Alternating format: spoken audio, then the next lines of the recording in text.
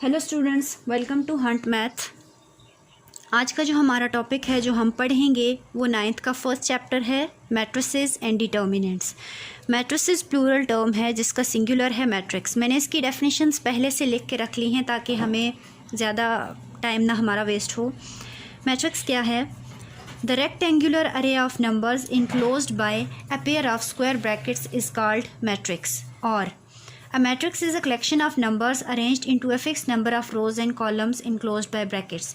यानी कि मैट्रिक्स एक अरेंजमेंट है जिसे हम स्क्वायर ब्रैकेट्स के अंदर नंबर्स को लिखते हैं और वो नंबर एक अरेंज्ड फॉर्म में होते हैं। हम उनको रैंडमली नहीं लिख सकते, उनके लिए एक प्रोसेस होता है उनको लिखने के लिए, जो हम आज सीखेंगे। अगली डेफिनेशन में कह रहे हैं ये कलेक्शन ऑफ नंबर्स है जिसमें नंबर्स को रोज़ और कॉलम्स की फॉर्म में स्क्वायर ब्रैकेट्स के अंदर अरेंज किया जाता है। अब रोज़ क्या है, कॉलम्स क्या है, वो हम आगे पढ़ेंगे। Matrix is usually denoted by capital letters A B and C ETC।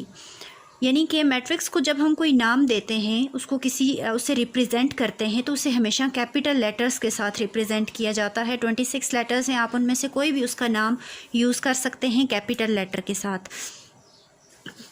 अब हम अगला मैं आपको एक एग्ज़ाम्पल देती हूँ। फॉर एग्ज़ाम्पल हमारे पास कोई भी मैट्रिक्स है ए।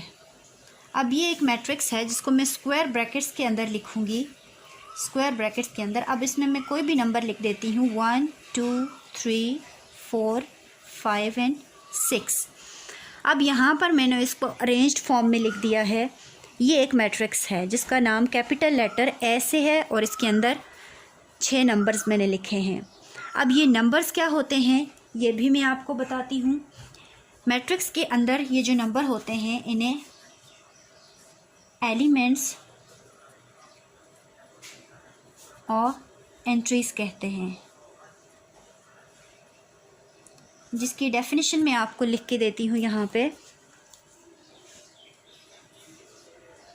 The numbers written in the matrix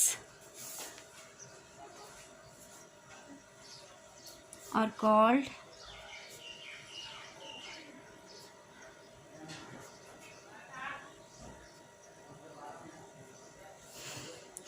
the numbers written in the matrix are called its entries elements। यानी कि मैट्रिक्स के अंदर हम जो भी नंबर लिखते हैं वो उस मैट्रिक्स के एलिमेंट्स होते हैं या एंट्रीज़ होती हैं।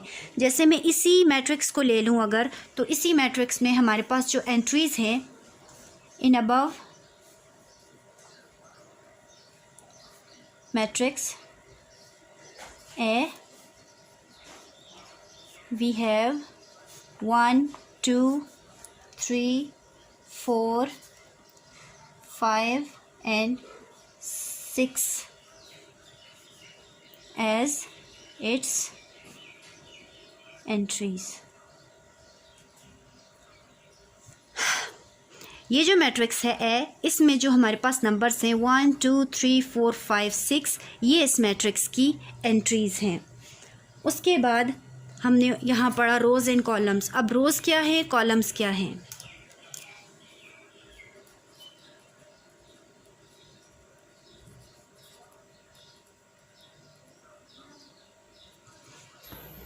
अब रोज़ एंड कॉलम्स क्या हैं? मैं कोई भी मैट्रिक्स लिख देती हूँ, कोई भी मैट्रिक्स। फॉर एग्ज़ाम्पल सी हमारे पास एक मैट्रिक्स है जिसको मैं लिख देती हूँ। इसमें कुछ नंबर्स या कुछ भी एंट्रीज़ में दे देती हूँ A B C D E F। अब ये इस मैट्रिक्स सी की एंट्रीज़ हैं।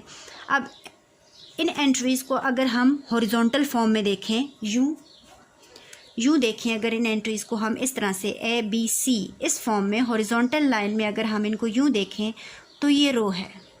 रो को कैपिटल R से शो करते हैं। अब यहाँ पर एक रो है A B C और दूसरी रो है D E F, दूसरी रो है D E F। इसलिए यहाँ मैं इसकी सबस्क्रिप्ट में 1 और 2 लिख देती हूँ क्योंकि इस कॉलम हमारे पास इस मैट्रिक्स में 2 रोज़ हैं 1 2। 2 रोज़। कॉलम्स की बात करें तो वर्टिकली आ जाइए, ए और डी यूँ ऊपर से नीचे आ जाइए इस तरह से, तो ये हमारे पास कॉलम है जिसको हम कैपिटल सी से शो करते हैं, C1, यानी कि ये पहला कॉलम है। फिर बी और ई इस तरह से आ जाइए तो ये हमारे पास दूसरा कॉलम है, और CF ये हमारे पास तीसरा कॉलम है। यानी कि ये जो मैट्रिक्स है हमारे पास C, इसके अंदर हमारे पास 2 रोज़ और 3 कॉलम्स हैं। हॉरिजॉन्टल लीजिए तो रोज़, वर्टिकल लीजिए तो कॉलम्स, ठीक है। फिर अगला जो इससे रिलेटेड टॉपिक आएगा वो होगा ऑर्डर ऑफ मैट्रिक्स।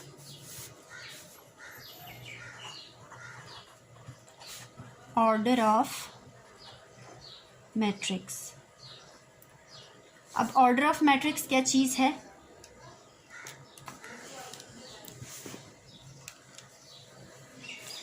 डेफिनेशन में लिख देती हूँ, द ऑर्डर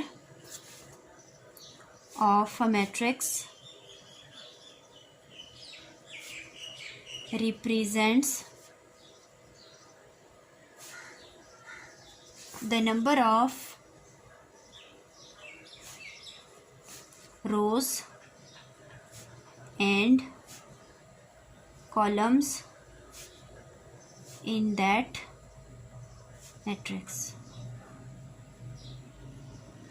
ये इसकी पेट डेफिनेशन है। जनरल डेफिनेशन भी मैं आपको लिखवा देती हूँ। पहले ये समझा दूँ कि मैट्रिक्स का ऑर्डर क्या होता है। उसी कोई भी मैट्रिक्स हम ले लें, उसके अंदर जो उसके नंबर ऑफ़ रोज़ होती हैं और नंबर ऑफ़ कॉलम्स होते हैं कि उसके अंदर कितनी रोज़ हैं कितने कॉलम्स हैं, उसे हम मैट्रिक्स का ऑर्डर कहते हैं। इसकी दूसरी डेफिनेशन जो इन जनरल लिखी जाती है वो है, for any matrix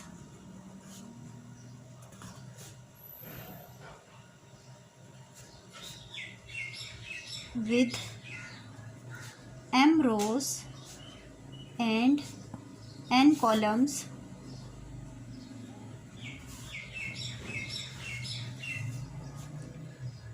the order of that matrix is m by n। ये जो बीच में क्रॉस का सिंबल है इसको पढ़ने में बाय पढ़ते हैं, m by n। ये जनरल डेफिनेशन है, यानी कि एक मैट्रिक्स है, हमें नहीं पता उसमें कितनी रोज़ हैं कितने कॉलम्स हैं, हम लेट कर लेते हैं कि उसमें m रोज़ हैं और n कॉलम्स हैं, तो उस मैट्रिक्स का ऑर्डर क्या हो जाएगा, m by n, यानी कि m rows and n columns. ये चीज़ हमेशा याद रखने की है कि जो m है वो जो फर्स्ट नंबर होता है ऑर्डर ऑफ मैट्रिक्स में, वो नंबर ऑफ़ रोज़ होता है। बाय के बाद जो दूसरा नंबर होता है वो नंबर ऑफ़ कॉलम्स होता है, यानी कि m represents number of rows and n represents number of columns, तो इसे हम m by n लिखते हैं। फॉर एग्ज़ाम्पल मैं यहाँ पर एक मैट्रिक्स लिखती हूँ, A 1 2 3 4 5 6 7 8, ये मैंने एक मैट्रिक्स लिखा। अब इसके अंदर नंबर ऑफ़ रोज़ कितनी हैं, ये हॉरिजॉन्टल लाइंस हम चेक करें तो 1 2 3 4, ये horizontal line number 1, row 1 and this is row 2। Vertically आ जाइए, C1 C2 C3 C4, 1 5 पहला कॉलम, 2 6 दूसरा कॉलम, 3 7 तीसरा कॉलम एंड 4 8 चौथा कॉलम। 1 2 3 4 पहली रो, 5 6 7 8 दूसरी रो, यानी कि ये जो मैट्रिक्स है इसमें हम लिख देते हैं number of rows is equals to 2 and the number of columns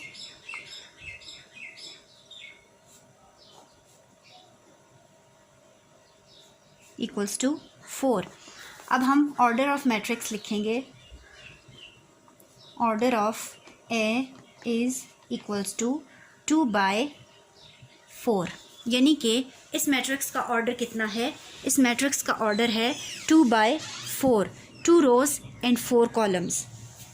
अगला टॉपिक है equal matrix.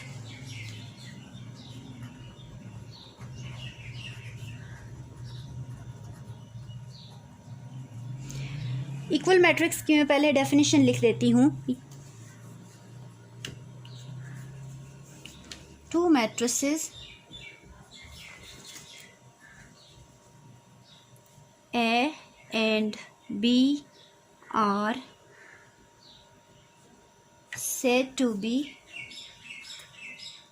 equal if they have same order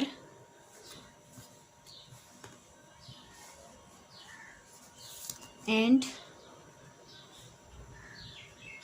corresponding entries. दो कंडीशंस हैं हमारे पास इक्वल मैट्रिक्स की। पहली कंडीशन ये है कि दोनों मैट्रिक्स जो मैट्रिसेस हैं हमारे पास ए और बी, जिनको हम कंपेयर करके इक्वल प्रूफ करना है, उनका ऑर्डर सेम होना चाहिए, यानी कि number of rows and number of columns same होना चाहिए।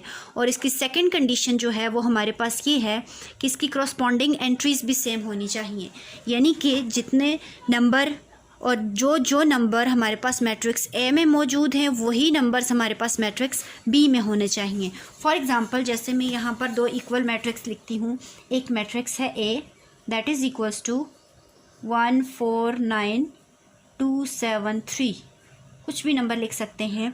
और हमारे पास एक मैट्रिक्स है B that is equals to 4 3 2 11 2 9। फिर हमारे पास एक मैट्रिक्स है सी जो है 0 + 1 4 + 0 7 + 2 4 - 2 10 - 3 एंड 1 + 2। अब देखिए, ये दो मैट्रिक्स तो सिंपल हैं, लेकिन यहाँ पर मैंने अरिथमेटिक ऑपरेशंस लगाए हैं। अब ये 0 + 1 सॉल्वेबल है, इसको सॉल्व करेंगे, फिर हम चेक करेंगे कि ये मैट्रिक्स किसके इक्वल आता है। पहले हम इनके ऑर्डर लिख देते हैं। यहाँ हम मैट्रिक्स के सबस्क्रिप्ट में हम यहाँ पर ऑर्डर लिख देते हैं। यहाँ ऑर्डर चेक करते हैं। ए का ऑर्डर क्या है, इसकी 1 रो 2 रो 2 रोज़ हैं by 1 column 2 column and 3 column, यानी कि मैट्रिक्स ए में हमारे पास 2 रोज़ और 3 कॉलम्स हैं। फिर बी पर आ जाएं तो फिर हमारे पास सेम 1 रो 2 बाय 1 2 3 कॉलम्स अगेन। अब यहाँ देखिए 0 + 1 = 1, यानी कि इनको हम सॉल्व करके लिखेंगे। उसके बाद इसका हम ऑर्डर लिखते हैं। यहाँ हम नेक्स्ट पेज पर जाते हैं और हम इस सी को सॉल्व करके लिखते हैं।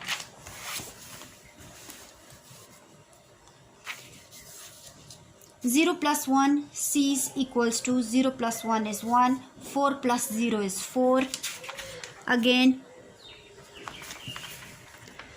7 + 2 9, 4 - 2 is 2,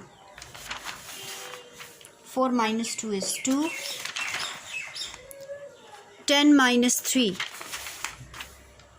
7 and 1 + 2 3। अब इस मैट्रिक्स का ऑर्डर देखते हैं। इस मैट्रिक्स का ऑर्डर क्या है हमारे पास, 2 रोज़ 2 बाय 1 2 3 कॉलम्स 3। अब देखिए, अब यहाँ पर आप चेक कीजिए कि ये जो मैट्रिक्स हमारे पास दिए हैं, इसका भी ऑर्डर मैं यहीं पीछे से देख के लिख देती हूँ। इसका भी ऑर्डर हमारे पास 2 × 2/3 का था। अब देखिए 2/3 2/3 2/3, फर्स्ट कंडीशन तो हमारे पास यहाँ सेटिस्फाई हो रही है कि तीनों मैट्रिसेस का ऑर्डर सेम है। अब चेक करते हैं क्या हमारी जो सेकंड कंडीशन है वो भी फुलफ़िल हो रही है कि नहीं। सेकंड कंडीशन क्या थी कि जो करस्पॉन्डिंग एंट्रीज़ हैं, तमाम एंट्रीज़ सेम होनी चाहिए। कोई एक भी अगर वेरी करती है तो हमारे पास वो मैट्रिक्स इक्वल नहीं होंगे। अब चेक करते हैं 1 4 9 2 7 3, 4 3 2 11 2 9। अब 1 4 पहली एंट्री ही डिफ़र कर रही है, तो A is not equal to B, यानी कि हमारे पास मैट्रिक्स ए बी के इक्वल नहीं हो सकता। क्यों? क्योंकि वो फर्स्ट कंडीशन सेटिस्फाई कर रहा है लेकिन सेकंड कंडीशन सेटिस्फाई नहीं कर रहा, इसलिए हमारे पास ए मैट्रिक्स बी के इक्वल नहीं है। अब चेक करते हैं क्या ए मैट्रिक्स सी के इक्वल है। 1 4 9 2 7 3 और सेकंड है सी है हमारे पास 1 4 9 2 7 एंड 3, यानी कि हमारे पास जो मैट्रिक्स ए है वो सी के इक्वल है क्योंकि इनका ऑर्डर भी सेम है और इनकी करस्पॉन्डिंग एंट्रीज भी सेम है। देन हम यहाँ लिख देते हैं a is not equals to b but a is equals to c, यानी कि जो मैट्रिक्स ए है वो बी के इक्वल नहीं है लेकिन जो मैट्रिक्स ए है हमारे पास वो सी के इक्वल है। क्यों? क्योंकि ये दोनों कंडीशंस को सेटिस्फाई कर रहा है, इसका ऑर्डर भी सेम है और इसकी करस्पॉन्डिंग एंट्रीज भी सेम हैं। अब हम चलते हैं अपनी एक्सरसाइज की तरफ। यही जो चीज़ें आपको समझाई हैं अब यही आपसे वो डिफरेंट वेज़ में एक्सरसाइज में पूछेगा। अब इसकी एक्सरसाइज पर आते हैं। अब इसकी एक्सरसाइज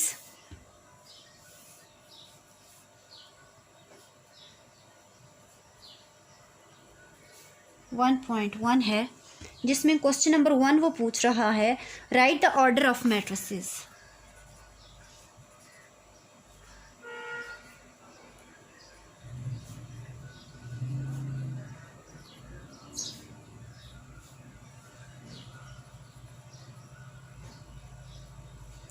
मैट्रिसेस का ऑर्डर लिखना है। अब हमारे पास यहाँ इन्होंने कुछ मैट्रिसेस दिए हुए हैं, जैसे डी एक मैट्रिक्स दिया हुआ है, एम एन ओ। अब यहाँ पर देखिए जो हमारे पास मैट्रिक्स है डी एम एन ओ, इसकी एंट्रीज दी हुई हैं। अब यहाँ पर हम पहले चेक करते हैं कि इसमें कितनी नंबर ऑफ़ रोज़ हैं। हॉरिजॉन्टली जाइए। अब हम यहाँ पर लाइंस नहीं लगाएंगे जैसे हमने पीछे समझने के लिए लाइंस लगाई थी। अब हम इसको सिर्फ माइंड में सेट करते हैं कि इसमें रोज़ कितनी हैं एंड कॉलम्स कितने हैं। हॉरिजॉन्टली चले जाइए तो सिर्फ एक लाइन है, यानी कि इसके अंदर नंबर ऑफ़ रोज़ कितनी है 1, जस्ट 1। फिर नंबर ऑफ़ कॉलम्स पर आते हैं, वर्टिकल लाइंस चेक करते हैं 1 2 3।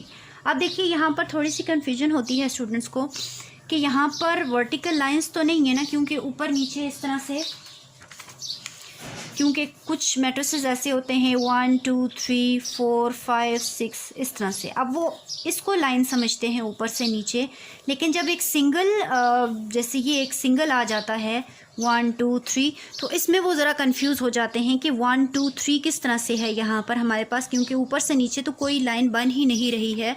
तो उस केस में ये याद रखना है कि हमारे पास पहला नंबर मौजूद है। अब लाइन आ सकती है लेकिन आगे नंबर मौजूद नहीं है, लेकिन पहला नंबर मौजूद है, इसलिए यहाँ पर ये फर्स्ट कॉलम है, ये सेकंड कॉलम है, ये थर्ड कॉलम है। अगर यहाँ हम एरो को ऊपर से नीचे इस तरह से पॉइंट करें हम, देन ये फर्स्ट कॉलम है, ये सेकंड कॉलम है और ये थर्ड कॉलम है। इस तरह से हम क्या कहेंगे, number of columns is equals to 3. Then order of D is number of rows by number of columns. आप इसको ऐसे लिखें या 1/3 ऐसे लिखें। अच्छा, एक और क्वेश्चन इसके आगे है जो मैं लिख देती हूँ, that is E is equals to 2 1 5 2 6 4 8 7 and 2। अब इसमें नंबर ऑफ़ रोज़ क्या हैं,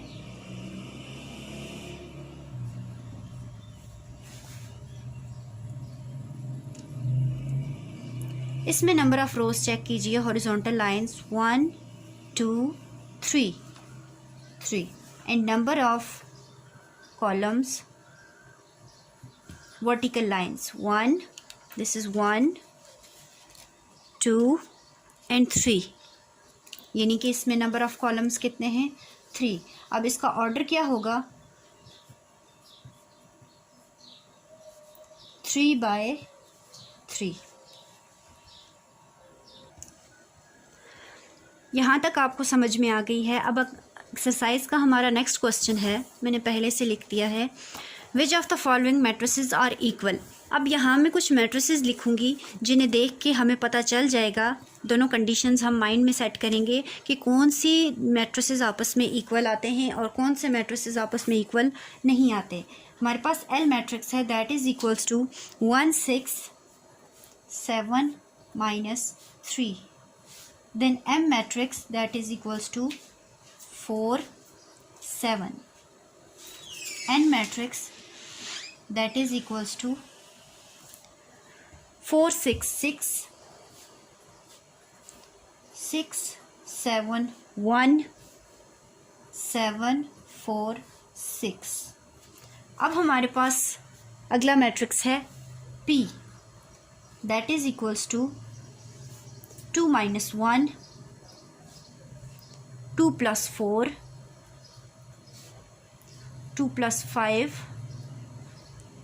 and 1 - 4। सिमिलरली Q मैट्रिक्स है हमारे पास, that is equals to 8 - 4 8 - 1 and R matrix है इक्वल्स टू 2 + 2 6 8 - 2 6 7 1 4 + 3 2 + 2 एंड 10 - 4। ये हमारे पास 6 मैट्रिसेस दिए हुए हैं जिनको देख के हमने बताना है कि इनमें से कौन कौन से इक्वल हैं और कौन कौन से इक्वल नहीं हैं। फर्स्ट कंडीशन है मैट्रिसेस का ऑर्डर। अब यहाँ हम इसी तरह से इसकी सबस्क्रिप्ट में हम इसका ऑर्डर लिख देते हैं, 1 row second row, 1 column second column, 2/2 का मैट्रिक्स है ये। अब ये देखिए 1 रो 2 रो, 2 बाय कॉलम कितने हैं? वर्टिकली आइए तो सिर्फ एक कॉलम हमारे पास मौजूद है इस मैट्रिक्स के अंदर, यानी कि 2/1 का मैट्रिक्स है ये। एन पर आ जाइए, 1 रो 2 रो 3 रो, कॉलम पर आ जाएं तो 1 कॉलम 2 कॉलम से 3 कॉलम, यानी कि ये हमारे पास 3/3 का मैट्रिक्स है। यहाँ पर आ जाइए तो यहाँ पर शायद आपको लग रहा होगा कि ये 4 कॉलम्स हैं, 1 2 3 4, लेकिन ऐसा नहीं है, बल्कि ये जो मैट्रिसेस हैं P Q and R, इनके अंदर अरिथमेटिक ऑपरेशंस लगे हुए हैं प्लस एंड माइनस के, यानी कि ये सॉल्वेबल हैं। ये मैट्रिक्स P को अगर मैं सॉल्व करूं तो यहाँ देखिए ये P मैट्रिक्स मेरे पास क्या बनेगा, P इज़ इक्वल्स टू, मैं यहाँ पर इनका ऑर्डर नहीं बल्कि जो सॉल्व करके जो लिखूँगी उनमें इनका मैं ऑर्डर लिखूँगी।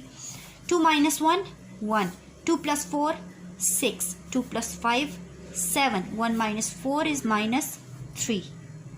ये आ गया P, सॉल्वेबल है, इसलिए हम ये 4 कॉलम्स इनको कंसीडर नहीं करेंगे बल्कि ये 2 ही कॉलम्स हैं, क्योंकि इनके अंदर अरिथमेटिक ऑपरेशंस लगे हुए हैं जो सॉल्व करके यहाँ बनता है। और अब हम देख सकते हैं कि ये 2/2 का मैट्रिक्स है। इसी तरह से Q को सॉल्व करते हैं। अब Q को चेक कीजिए, Q के अंदर भी शायद आपको 2 कॉलम्स लग रहे होंगे, लेकिन यहाँ पर ये सिर्फ एक कॉलम है क्योंकि अरिथमेटिक ऑपरेशन है। 8 - 4 Q is equals to 8 - 4 is 4 8 - 1 is 7। अब यहाँ पर आप देखिए 2 रोज़ 1 कॉलम, यानी कि 2/1 का ये मैट्रिक्स है। अब आ जाएं R पर। अब R को देखें, R को हम देखें तो यहाँ पर भी अरिथमेटिक ऑपरेशंस हैं, दैट इज़ 2 + 2 2 + 2 4 6 तो एज इट इज़, 8 - 2 अगेन 6 6 का 6 7 1 सिंगल नंबर्स हैं, 4 + 3 7 2 + 2 4 10 - 4 6। अब ये आ गए हमारे पास मैट्रिक्स 1 2 3 1 2 3, यानी कि 3/3 का मैट्रिक्स है ये। अब हम यहाँ चेक करते हैं कौन सा मैट्रिक्स किसके इक्वल है। फर्स्ट ऑफ ऑल L 2/2 का मैट्रिक्स है। चेक करते हैं और 2/2 का मैट्रिक्स कौन सा है। ये first condition satisfied, order same है। Second condition corresponding entries 1 6 7 -3 1 6 7 -3 that means matrix L 1 में लिखते हैं matrix L is equals to matrix P। Second आ गया M। अब M किसके इक्वल है? 4 7 2/1 का मैट्रिक्स है। 2/1 2/1 2/1 का मैट्रिक्स यानी कि ये वाला, ये 2/1 का मैट्रिक्स है। और यहाँ पर चेक कीजिए क्रॉसपॉन्डिंग एंट्रीज 4 7 4 7 यानी कि M is equals to Q। Third पर आ जाएं तो थर्ड पे हमारे पास आ गया N। 3x3 का 3/3 का मैट्रिक्स है। अब यहाँ हम चेक करते हैं 3/3 का मैट्रिक्स हमारे पास ये रहा। ठीक है, corresponding first condition satisfied, corresponding entries 4 6 6 4 6 6 6 7 1 6 7 1 7 4 6 7 4 6 that means N is equals to R। ये था आज का लेक्चर। होप आपको समझ में आया होगा। जहाँ से समझ ना आया या कोई भी प्रॉब्लम हुई आप हमें कमेंट सेक्शन में बता सकते हैं। आज का लेक्चर यहाँ ख़त्म हुआ। अगली वीडियो में एक नए टॉपिक के साथ फिर मिलते हैं। वीडियो कैसी लगी? अगर अच्छी लगी तो इसे लाइक कीजिए, थम्स अप, और कमेंट सेक्शन में हमें ज़रूर बताएं। मज़ीद वीडियोस के लिए हमारे चैनल को ज़रूर सब्सक्राइब करें। कॉर्नर पे आपको सब्सक्राइब का बटन नज़र आ रहा होगा और बेल आइकन को प्रेस करें ताकि हमारे न्यू वीडियोस का नोटिफिकेशन आपको हमेशा मिलता रहे।